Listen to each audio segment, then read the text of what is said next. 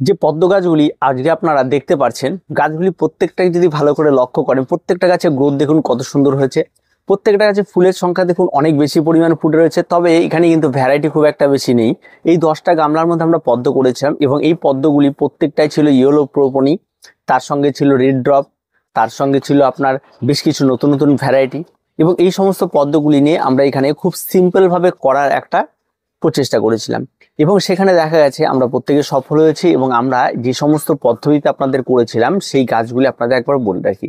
এই যে গাছগুলি এখানে করা হয়েছিল, এটা নর্মাল সবার নিচের লেয়ার এখানে দেওয়া ছিল সামান্য পরিমাণ গোবর সার, আর তেমন কোনো কিছু এখানে আমরা দিইনি এবং বাকি অংশটা আমরা দোআঁশ মাটিতে ভর্তি করে দিয়েছিলাম।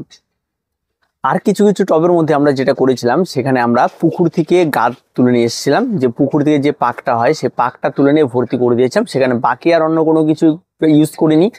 আর কিছু টবের মধ্যে ছিল যেটা এমনি নর্মালি যে পদ্ম করার যে আপনার পদ্ধতিটি রয়েছে সেই পদ্ধতি আমরা অ্যাপ্লাই করেছিলাম। সেটা হচ্ছে তার নিচের স্তরে খাবার, তারপর সেখানে হাড় গুঁড়ো, শিংকুচি সমস্ত কিছু দেওয়া, তার উপরের স্তরে একটা মাটি, যেটা এঁটেল মাটি দিলে ভালো হয় সেরকম এঁটেল মাটি দেওয়া, এই সমস্ত কিছু দিয়ে এই 3টা পদ্ধতিতে আমরা পদ্ম করেছিলাম। কিন্তু পরবর্তী সময়ে এসে আমরা দেখেছিলাম যে পদ্ম গাছগুলি যখন গ্রোথ নিচ্ছিল না এবং মোটামুটি একটা জায়গায় এসে তারা দাঁড়িয়েছিল, ফুল ফোটা তখনও শুরু হয়নি, ঠিক সেই সময় আমরা এই সমস্ত গাছগুলিকে যেটা ব্যবহার করেছিলাম সেটা প্রত্যেকটা গাছের জন্য সামান্য পরিমাণ আমরা এখানে ব্যবহার করেছিলাম এনপিকে 20-20-20। আর তার যদি এটা না থাকে আপনারা এনপিকে 15-15-15 আপনারা একটা কাগজের মধ্যে মুড়ে নেবেন। মুড়ে নিয়ে সেটা ঠিক 1 চামচের হাফ চামচের মতো আপনারা একটা কাগজে মুড়ে নিয়ে ঠিক তার মাঝামাঝিতে আপনারা পুঁতে দিয়েছিলাম। পুঁতে দেওয়ার পর তারপরে কিন্তু গাছের রেজাল্ট স্টার্ট হয় এবং তারপর থেকে ফুল দেওয়া শুরু হয়। এবং এখনো পর্যন্ত যত ফুল হয়েছে সেটা বলে বোঝার মতো নয়। এক একটা গামলাতে অন্তত যে ইয়েলো বা হোয়াইট, যেটা আপনার হচ্ছে ইয়েলো প্রোপনি যে ভ্যারাইটিটি রয়েছে, যেটা এক একটা গামলাতে 50টা আপ হয়ে গেছে এবং এখনো কন্টিনিউ ব্লুমিং। এবং তার সঙ্গে সঙ্গে প্রত্যেকটা ফুলের সাইজ বেশ বড় এবং প্রত্যেকটা বেশ ভালো।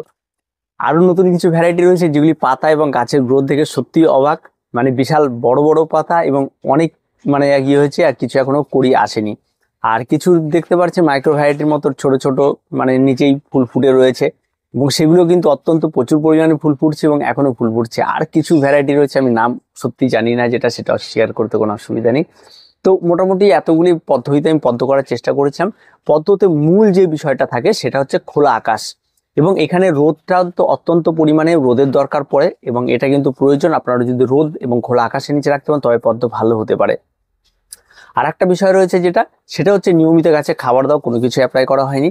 তবে হ্যাঁ, গাছে পোকামাকড় লাগতে পারে, সে সময় সামান্য একটু আপনাকে পোকা টোকা ছাড়িয়ে দিতে হতে পারে। আর তার সঙ্গে সঙ্গে অবশ্যই আপনি যেখানে আমি যেটা ব্যবহার করছি, মাঝে মাঝে সুপার কিলার ব্যবহার করছি, আমি স্প্রে করে সমস্ত গাছে দিয়েছিলাম পোকা মারার জন্য।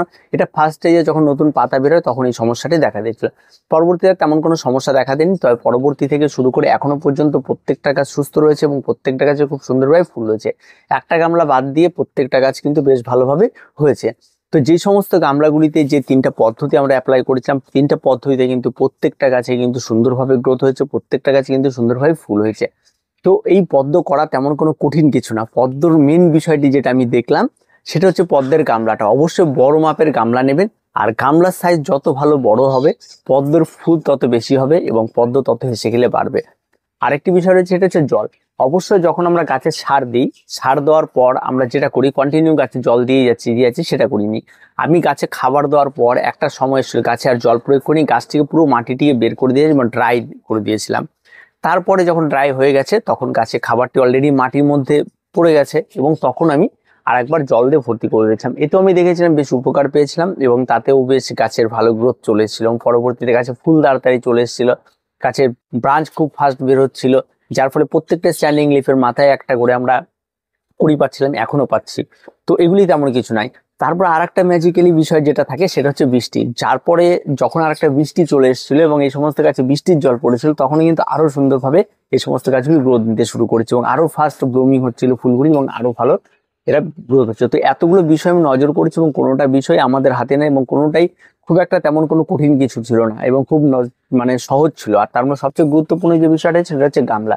অবশ্যই আপনাদের পদ্মের গামলাটা ছোট না নিয়ে বড় নেওয়ার চেষ্টা করবে, দেখবেন হবে। ছোট গামলাতে যে হবে না সেটা না, ছোট গামলাতেও হয়ে থাকে, তবে সেখানে ফুলের সংখ্যাটা অনেকটাই কম হয় এবং তারপরে সেখানে যে ভেতরে যে ঘোড়া যে টিউবারটা চারদিক দিয়ে ঘুরবে সেই ঘোরার জায়গাটা কম পায়, এই জন্য এই সমস্যাগুলো হয়তো হতে পারে।